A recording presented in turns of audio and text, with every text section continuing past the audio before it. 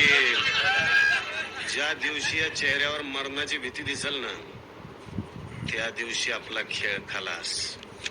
यमदेव जरी रेडावर बसून आला का नाही, तरी आपण अशा थाटात उभं राहायचं की आपला अवतार बघून त्या रेड्याची फाटली पाहिजे.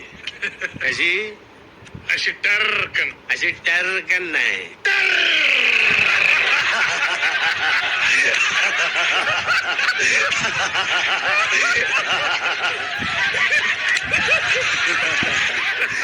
चालेल ते पाहिजे. वा, छान उदाहरण छान आहे. काय होतं? यम रेडा फाटली टर. तरी अटक पूर्व जामीन अवघड आहे. नाही, यांना 3 महिने तरी आज जावंच लागेल.